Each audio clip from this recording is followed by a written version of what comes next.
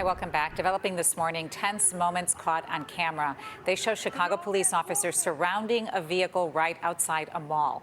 The women in the vehicle say they were attacked and targeted for no reason. NBC5's Sandra Torres is live to try to break down what they say happened. Sandra? Well, Zoraida, the three women are related, and they say that Chicago police officers confronted them aggressively in their vehicle, mistaking them for looters. That is why they have filed a complaint. They want to make sure that the officers involved are held accountable. I feared for my life. The officer grabbed the top of my bun and I felt him just yanking me out the vehicle, and they pushed me to the ground. So I'm not resisting. I have my hands, and all I know is I feel his knee in my neck, which did hurt. And at that moment, I knew I had glass in my eye.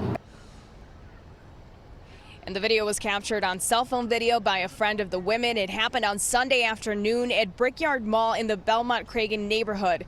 The three women say they were visiting the mall looking for supplies for a birthday party, but they did not realize that the stores had been closed due to looting. Then they noticed Chicago police officers surrounding their car.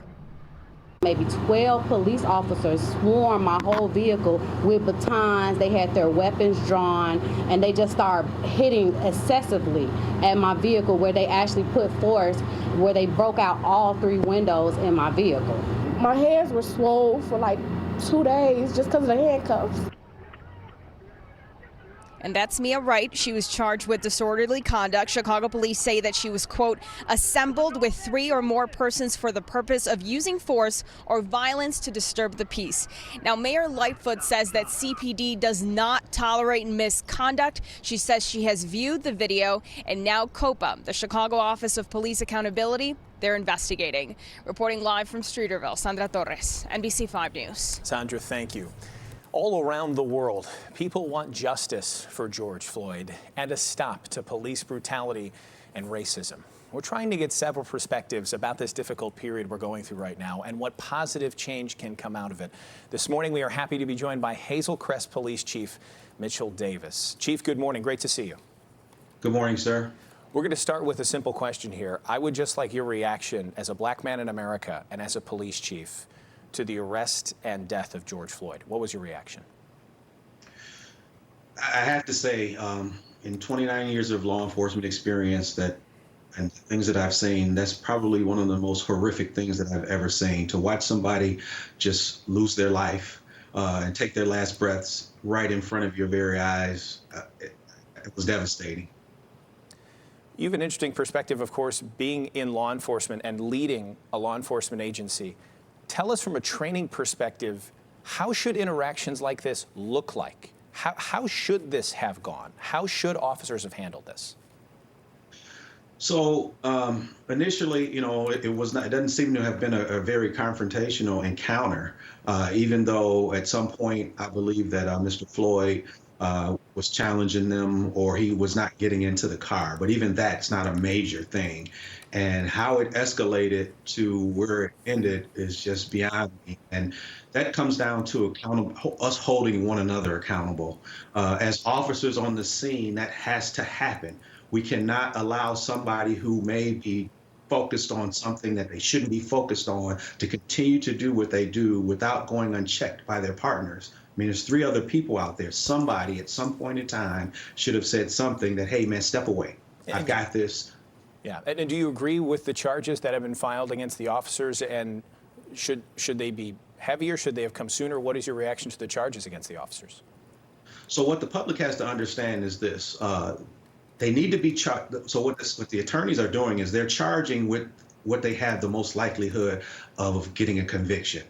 If they up the charges to first-degree murder and they weren't able to prove that and they got off, that wouldn't help anybody. So, at this point, the fact that they were charged so quickly, I would like to believe that they're charging them with what they think they'll get the conviction with. And your view goes beyond Hazel Crest, of course. You are the president of the South Suburban Association of Chiefs of Police. You're an executive board member of the National Association of Black Law Enforcement. So you have a nationwide view and a nationwide ear on what's going on right now. What do you teach your officers about certain tactics like chokeholds and positional asphyxiation, as it's known, a knee on the neck, and what is being done maybe in the circles of law enforcement nationally to address these sometimes brutal tactics? So, Alex, first and foremost, the most fundamental thing that we teach our officers is treat people the way that you would like to be treated. If you were dealing with one of your family members, whatever crime they may have committed, how would you want somebody that you know to be treated? And this all comes down to the culture within law enforcement. Fundamentally, the culture in law enforcement has to change, and it is changing because we saw chiefs come out and speak against what happened. That doesn't happen much. I don't know that I've ever seen it at the scale that has happened, but there's so much more that has to happen because good officers can get caught up in the bad culture that may exist in a law enforcement agency. And it's up to leadership in law enforcement at all levels to ensure that that does not happen. And I want to continue to focus on that positive change. So what other specific steps do you want to see in other local police departments, in your own, and nationally, to make sure this positive change actually takes place? Because we've had so much unrest, a lot of peaceful protest, of course, mostly peaceful protest, but nothing will come of this unless there's action, of course. So what do you want to see specifically happen? So, Alex, the playbook has already been written.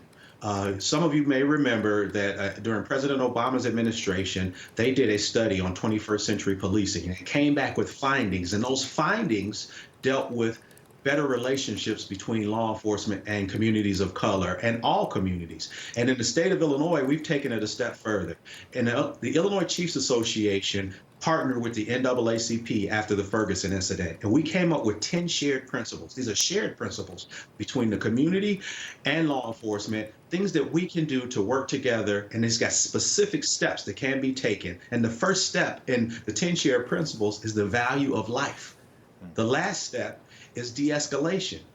These principles and their other tactics that they exist already. So we don't have to invent these things. We just have to implement them. And that's up to leaders in law enforcement to take that initiative. Chief Mitchell Davis of the Hazel Crest Police Department, sir, it's great to see you. We hope for more positive change to come out of this, and stay safe as well. Thank you. Thank you.